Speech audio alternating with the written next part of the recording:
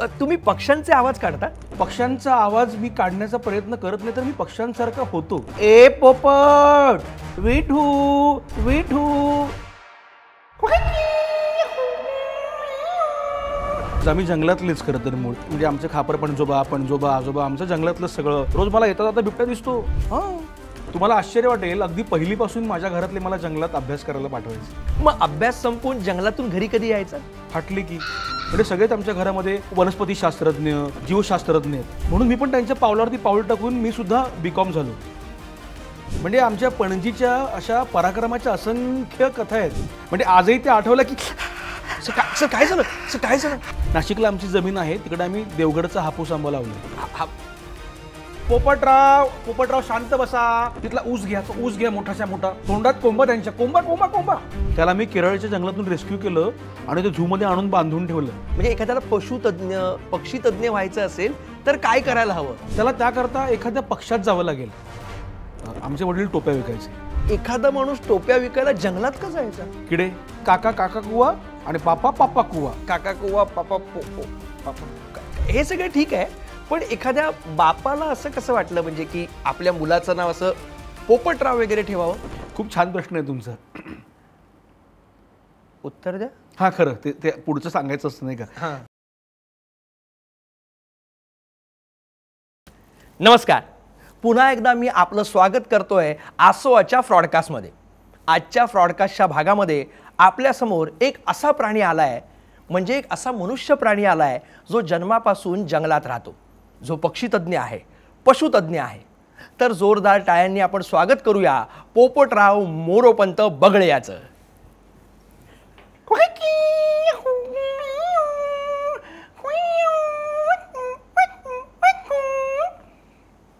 हे काय?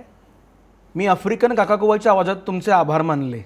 अच्छा, आभारी आहोत आम्ही प्रेक्षकांकडून. पण तुम्ही पक्ष्यांचे आवाज काढता? निरीक्षण. मला तासनतास पक्ष्यांचं निरीक्षण करायला आवडतं. पक्ष्यांचा आवाज मी काढण्याचा प्रयत्न करत नाही तर मी पक्ष्यांसारखा होतो. मला सगळ्या पक्ष्यांचा आवाज काढता येतो. मला फक्त कावळ्याचा आवाज काढताना जरासा त्रास होतो. बाकी मला तुम्ही कुठल्या पक्ष्याचा आवाज सांगा, मी लिलया काढतो. कावळ्याचा आवाज काय अगदी सोपं आहे ना? नाही, तुम्हाला वाटतं असं, पण मी प्रयत्न केला नाही असं नाही, प्रयत्न केला पण काव बघा जमत नाही. बघा ना, काव जमत नाही. बाकी मी कुठल्याही पक्ष्याचा आवाज लिलया काढतो. इंटरेस्टिंग. हो.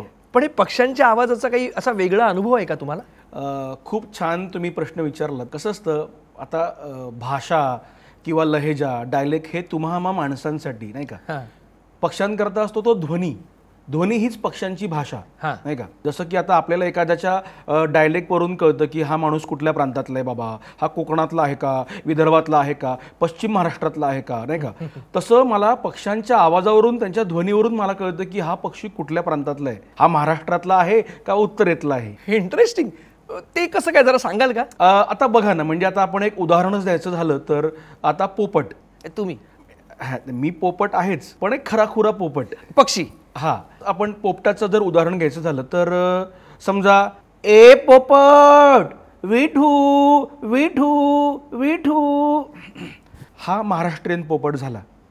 आता ए पोपट विठ विठ विठ थो, हा उत्तरेकडचा UP बिहारकडचा पोपट झाला. नाही, हे विठू विठू ठीक आहे, पण ए पोपट हे कळलं नाही. एक तुम्हाला कळावं म्हणून मी एक्झाम्पल दिलं. तर बघा ना, ह्या दोन्ही पक्ष्यांच्या विठू विठूमध्ये इतका फरक आहे. तुम्हाला उत्तरेकडचा पोपट कुठला आणि महाराष्ट्रातला पोपट कुठला यातला फरक लगेच कळतो बघा. हा, निरीक्षण. छान आहे. पण हे इतकं असं प्रिसाइजली ओळखता येतं तुम्हाला? अभ्यास, ध्यास म्हणा किंवा काय म्हणूया आपण, रक्तातच ते आहे, माझ्या जीन्समध्ये आहे ते. आता एक अलीकडचं उदाहरण घ्या.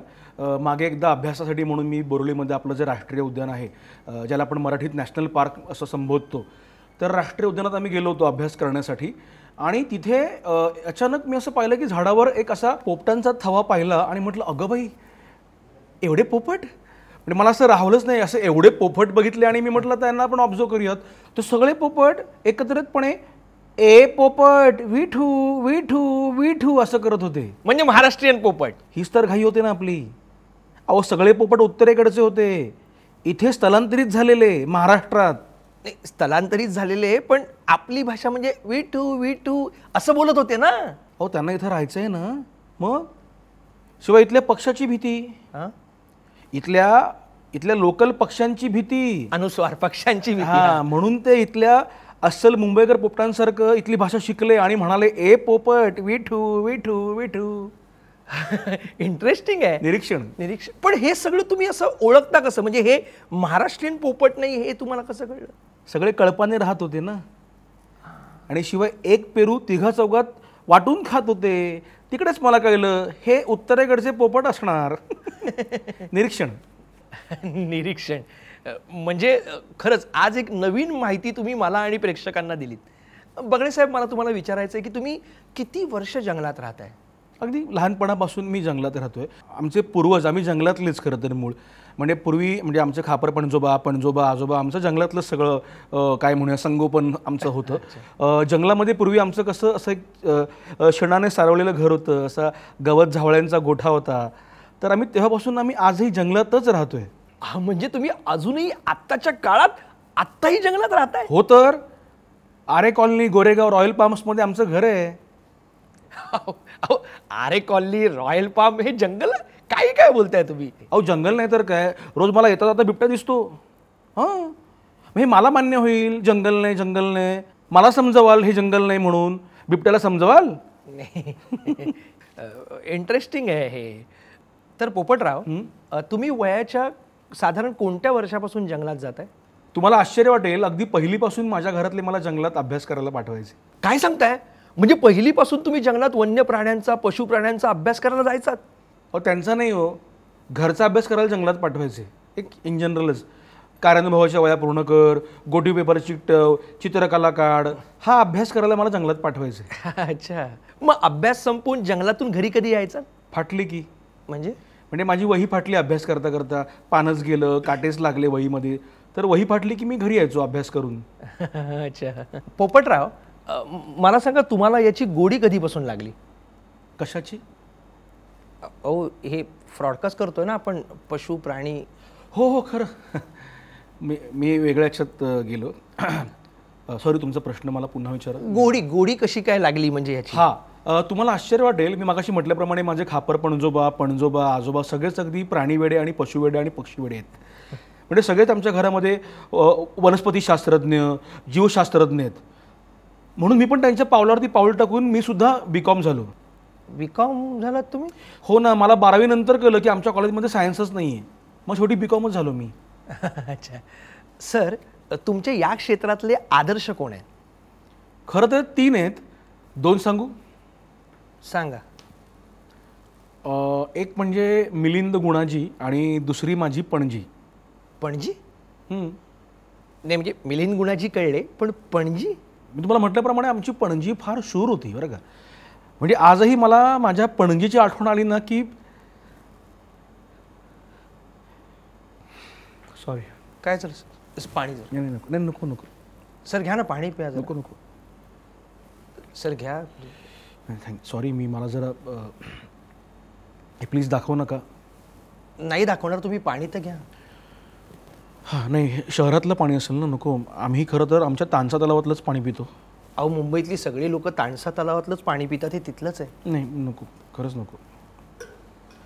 ते म्हणजे जनरली असं पावसाचं पाणी असं अळवावर पडलं की मग ते थेट तोंडात जावं असं प्रयोजन आमचं असतं. त्यामुळे जमिनीवरचं पाणी म्हणजे नाही. ठीक आहे. हा, तर करा मला. सॉरी. तर पणजीबद्दल तुम्ही सांगत होता. कोण? तुमची पणजी? हा खरं, हा माझी पणजी शूर होती. येस. म्हणजे आमच्या पणजीच्या अशा पराक्रमाच्या असंख्य कथा आहेत. म्हणजे आजही ते आठवलं की सर काय झालं? हा बघा, शहाराला असं शहारलं शरीर सगळं. अशा असंख्य कथा आहेत आमच्या पणजीच्या पराक्रमाच्या. एखादी सांगाल का? म्हणजे मी पण शहारेल. हो सांगतो ना. एकदा काय झालं, ही आमची पराक्रमी पणजी आमच्या बाबांच्या आतेकडे म्हणजे तिच्या मुलीची सासरी चालली होती. तर तेव्हा कुठे आता तसे गुळगुळीत रस्ते होते नाही का. एक मिनिट, बाकीचं सगळं पटलं, पण गुळगुळीत रस्ते काही पटत नाही. हा, म्हणजे तेव्हा कुठे रस्ते होते ना, तेव्हा फक्त जंगलच होतं ना. हे शहर कुठे होतं? जंगलच होतं. तर ही आमची पणजी म्हणे तिच्या मुलीकडे चालली होती जंगलातनं, आणि अचानक एक वाघ आला. वाघ आला आणि वाघ म्हणाला की हे म्हातारे मी तुला खाणार. बरं वाघाला कसं मराठी येत होतं मला माहित नाही, पण वाघ मराठीत तिला म्हणाला ए म्हातारे मी तुला खाणार. आणि त्यावर एखादी बाई पळून गेली असती नाही का. पण आमची पणजी घाबरली नाही बरं का. तिने वाघाला ठणकावून सांगितलं की ए वाघा थांब, मी माझ्या लेकीकडे चालली आहे, मी तूप रोटी खाईन आणि मग परत येईन, मग तू मला खा. खरा किस्सा पुढे. हे वाघाला पटलं, वाघ तयार झाला, वाघ निघून गेला. आमची पणजी. सर हे मी कुठेतरी ऐकलंय, म्हणजे ही म्हातारीची गोष्ट चल रे भोपळ्या टुनुक टुनुक, ती आमची पणजी. आणि ती आमच्या पणजीची गोष्ट जी मुलांना अभ्यासक्रमात आहे, हे फार कमी लोकांना माहिती आहे. तुमचे खरं तर आभार की या फ्रॉडकास्टच्या माध्यमातून ह्या गोष्टी लोकांपर्यंत आल्या, नाही तर ह्या गोष्टी कुठून आल्या हे कोणाला कधीच कळत नसतं. तर चल रे भोपळ्या टुनुक टुनुकची जी पणजी आहे, म्हणजे जी म्हातारी आहे ती यांची पणजी आहे. आजही आहे ती पणजी, 116 वर्षांची आहे. मग आता सध्या कुठे असते कोण पणजी? पणजी पणजी कुठे असते? पणजी तेच विचारतोय मी, पणजी कुठे असते?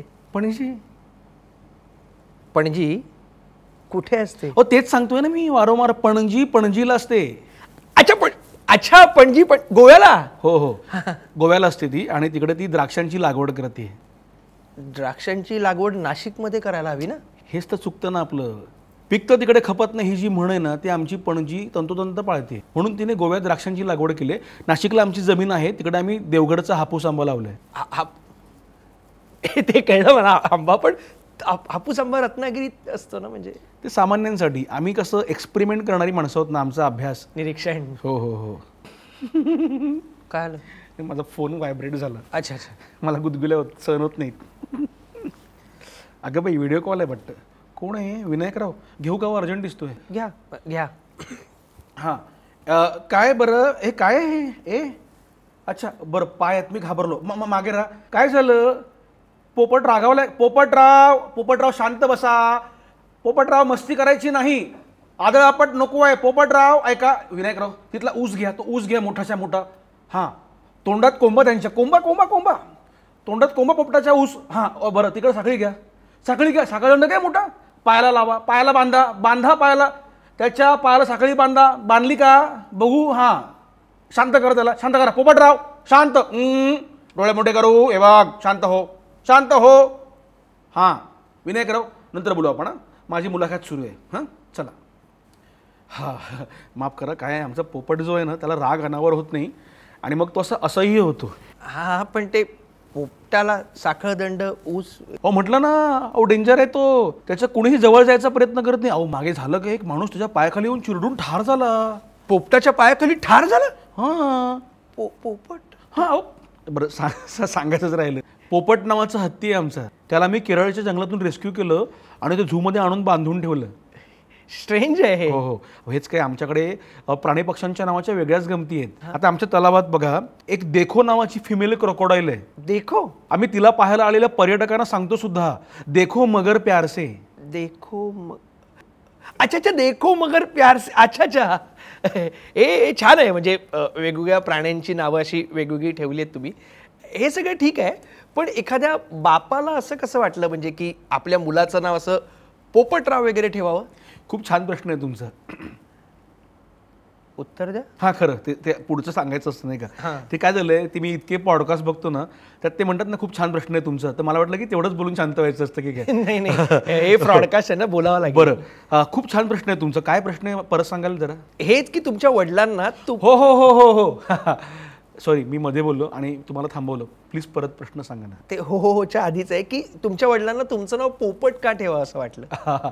त्याची गंमतच झाली. काय झालं, आम्ही 2 भावंड, म्हणजे मला 2 भावंड, आणि आई बाबांना तिसऱ्या वेळी मुलगीच हवी होती. म्हणून त्यांनी प्रयत्न केला मुलगी हवी म्हणून. आणि जेव्हा आई आली डिलिव्हरी होऊन, तेव्हा बाबांनी विचारलं काय ग मुलगी झाली ना, तर आई म्हणाली पोपट झाला. म्हणजे आपला पोपट झाला. यावेळी पण मुलगाच झाला. म्हणजे मी आलो तर बाबांनी रागावर माझ्या नाव पोपटच ठेवलं. पोपट झाला म्हणून हा पोपट. गंमतच झाली. तुमच्यात गंमत फार होतात. पोपटराव मला सांगा, म्हणजे ज्या मुलांना इथे यायचं असेल त्यांनी कसं यावं? सोपं नाही, खरंच सोपं नाही. म्हणजे आता माझंच घ्या ना, म्हणजे मलाच इथे यायला खरं तर 3 ट्रेन बदलून इकडे यावं लागलं. म्हणजे मी राहतो पनवेलला, तिकडून मग हार्बर लाईनने कुर्ला, कुर्ल्याहून दादर, दादरहून malaड, malaडहून बस. नाही नाही नाही इथे इथे म्हणजे स्टुडिओला येण्यासाठी नाही विचारत आहे मी. म्हणजे एखाद्याला पशुतज्ञ पक्षीतज्ञ व्हायचं असेल तर काय करायला हवं? अच्छा, पक्षीतज्ञ होय. हां, त्याला त्याकरता एखाद्या पक्षात जावं लागेल.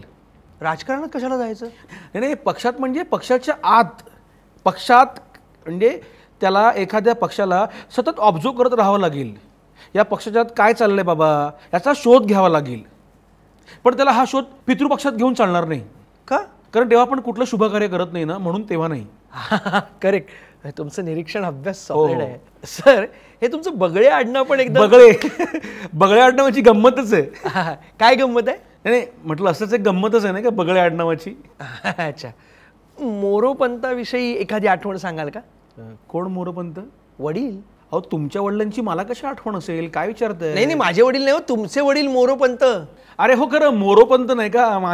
माझ्या वडिलांचं नाव मोरोपंत नाही का? विसरलो. नाही, खरं काय झालंय, त्यांचं मोरोपंत नाव जे आहे ना ते इतरांसाठी आहे. आम्ही त्यांना प्रेमाने घरात सगळे पापा कुवा अशी हाक मारतो. पापा कुवा? हां, पापा कुवा. पापा कुवा का? पापा कुवा. नाही, पण असं का हाक मारता? काय झालंय, आता आमचा छोटू काका पण आहे घरामध्ये. छोटू काका, काकाला प्रेमाने आम्ही काका कुवा अशी हाक मारतो. म्हणून काका काका कुवा आणि पापा पापा कुवा. काका कुवा पापा पो पो पापा नाही, काका काका कुवा आणि पापा पापा कुवा. काका कुवा पापा पुवा. हे आमचे वडील खरंच म्हणजे मला या निमित्ताने माझ्या वडिलांचा उल्लेख करावासा वाटतोय. म्हणजे माझ्यामध्ये ही जी वन्य प्राण्यांच्या अभ्यासाची गोडी जी निर्माण झाली त्यात माझ्या वडिलांचा सिंहाचा वाटा आहे. कसं काय? आमचे वडील टोप्या विकायचे. टोप्या विकायचं? हां, तर एकदा टोप्या विकताना ते अचानक जंगलात गेले आणि मग जंगलात टोप्या विकताना त्यांना लागली झोप. मग त्यांना असं वाटलं की काय करावं बुवा. मग झाडाखाली झोपले. हां, आणि झाडावर माकडं होती आणि त्या माकडांना कळलं. बरं, गंमत बघा, माकडांना पण काय दिव्यशक्ती असेल ना, माकडांना आधीच कळलं की माझ्या वडिलांच्या डोक्याखालच्या पेटीत टोपे आहेत. मग माकडं खाली उतरली आणि माकडांनी टोप्या सगळ्या घेतल्या आणि झाडावर निघून गेली माकडं. आणि जेव्हा बाबा माझे उठले आणि अशी जांभई दिली आणि असं वर बघितलं तर अरे बापरे, अचानक असंख्य माकडं दिसली. आणि बाबा घाबरले की त्यांना कळलं की अरे टोप्या तर आमच्या आहेत. आणि मग बाबांनी विचार केला की टोप्या कशा बरं हे करायच्या. बाबांनी आधी काय केलं, एक दगड घेतला आणि माकडांना मारला. मग माकडांनी काय केलं, बाबांचं अनुकरण केलं, झाडावरची फळं घेतली आणि बाबांना मारली. बाबा आपलं ए ए ए करत थांबले. मग बाबांना कळलं की माकडं आपलं अनुकरण करतात. मग बाबांनी काय केलं, बाबांना एक युक्ती सुचली. काय सुचली? युक्ती. बाबांकडे त्यांची एक टोपी होतीच, कारण ती टोपी माकडांनी नेलीच नव्हती, नाही का. तर बाबांनी त्यांची टोपी डोक्यावर घातली आणि अशी खाली फेकली आणि मग पटापट माकडांनी टोप्या खाली फेकल्या आणि बाबांनी माकडांना असं केलं आणि निघून गेली. बाबा आमच्या जंगलात टोपी विकायला जायचे. ही पण गोष्ट कुठेतरी ऐकल्यासारखी वाटते. माकड आणि टोपीवाला? तो माझा बाबा, टोपीवाला, पापा कुवा. पापा कुवा? हो. अच्छा, मोरोपंत तुमचे बाबा आहेत का? टोप्या विकायचे. अच्छा अच्छा. रसिको, हे देखील नव्याने कळले की आपण जी लहानपणापासून गोष्ट ऐकतोय, टोपीवाला आणि माकड, त्यातले टोपीवाला जे आहेत ते मोरोपंत म्हणजे यांचे वडील. पण आता एकदा गंमतच झाली. काय झालं, एकदा मला असं वाटलं की आपण टोप्या विकायला जंगलात जावं. हां, तर मग मी बाबांसारखाच नेमका त्या झाडाखाली गेलो. हां, आणि मग मी टोप्यांची पिशवी किंवा ती बॅग असते ती घेऊन झोपलो. मला पण झोप आली ना. मग मी झोपलो आणि मग मी उठून बघितलं तर माकडं होती. हां, माकडांनी पण तेच पुन्हा केलं, टोप्या घेतल्या झाडावरती गेले. आता माकडांना वाटलं की हा घाबरेल, पण त्यांना माहितीये कुठे हा पापा कुवाचा मुलगा आहे, हा मोरोपंतांचा मुलगा आहे. माकडांना घाबरेन कशाला. मी काय केलं, माझी टोपी घेतली आणि वरून खाली फेकली आणि माकडांकडे पाहिलं तेव्हा माकडांनी मला असं केलं. त्यातलं एक हुशार माकड खाली आलं, माझ्या खांद्यावर बसलो आणि मला काय म्हणालं माहितीये का, काय? अरे गाढवा, आम्हाला पण बाप होते. त्यांची पुढली पिढीवर होती ना, मला कसं माहित. गंमतच झाली. मला लहानपणापासून एक प्रश्न पडलाय, तो तुमच्या वडिलांना विचारा. म्हणजे प्रश्न असा आहे की एखादा माणूस टोप्या विकायला जंगलात का जायचा? किडे. काय? किडे आवडायचे माझ्या वडिलांना. किड्यांचा अभ्यास करायला त्यांना जंगलात जावंसं वाटायचं. आणि शिवाय काय, घरच्यांचा विरोध ना. म्हणजे आपला मुलगा टोप्या विकतो हे कुठल्या बापाला आवडलं असतं. आणि मग कुणीतरी ट्रेनमध्ये पाहिलं, बसमध्ये पाहिलं की टोप्या विकतोय आपला मुलगा, आपल्या शहरात नाही का, इमारतींमध्ये टोप्या विकतोय. हा तर घरच्यांना कळू नये म्हणून माझे बाबा टोप्या विकायला जंगलात जायचे.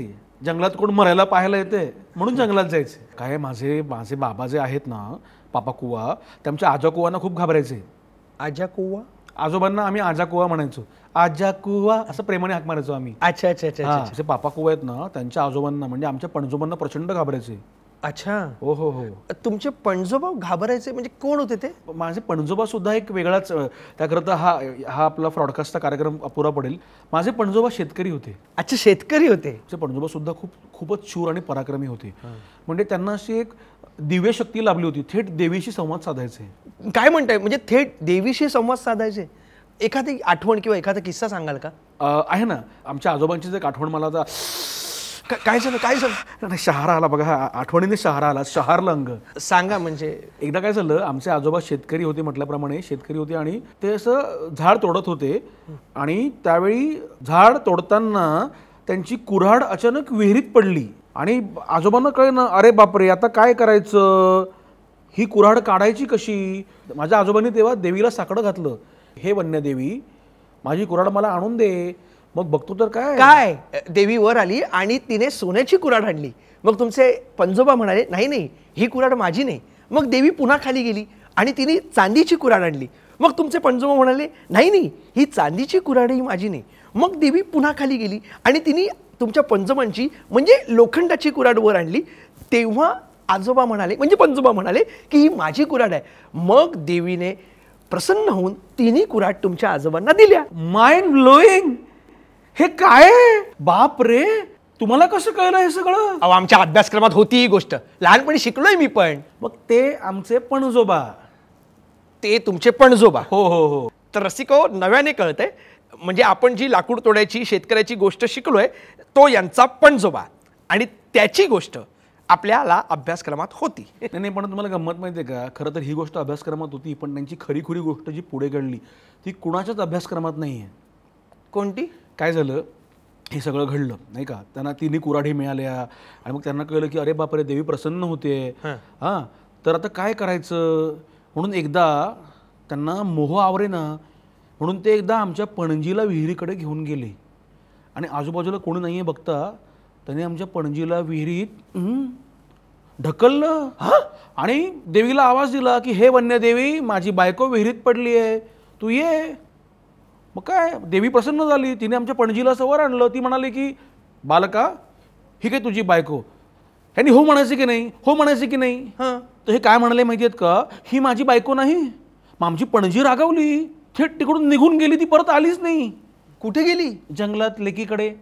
मागाशी नाही काय म्हटलं, पणजी लेकीकडे गेली होती. मग वाघोबाने पाहिलं, अडवलं. तो म्हणाला की ए म्हातारे, मी तुला खाणार. तुमच्याकडे गमती जमती पण फार आहेत, पण आपल्याकडे वेळ कमी आहे. अहो, पण मी म्हणतो ना, माझ्याकडे वेळ आहे. आमच्या कुटुंबियांच्या असंख्य पराक्रमाच्या असंख्य कथा अजून बाकी आहेत. ससा आणि कासवाची शर्यत कोणी लावली होती? कोणी? तेच सांगतोय, विचारतोय मी, कोणी लावली होती मलाही माहित नाहीये, पण आमच्या आजोबांच्या मावशीने लावली होती म्हणे. त्याची पण एक गोष्ट आहे, पण तुम्ही ऐकतच नाही आहात. मला सांगा, सिंहाचं जाळं कोणी कुरतडलं होतं? उंदराने. तो उंदीर कोणाच्या घरचा होता? आमच्या खापर पणजोबांच्या घरचा होता. तुम्हाला ऐकायचंच नाहीये. हां, हे सोडून द्या, हे तर काहीच नाही.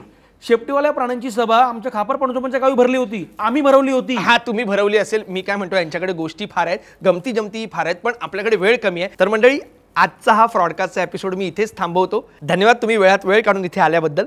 तर मंडळी, या फ्रॉडकास्टच्या एपिसोडमध्ये असे वेगवेगळे फ्रॉड लोक येणार आहेत आणि आपलं मनोरंजन करणार आहेत, आपले अनुभव सांगणार आहेत.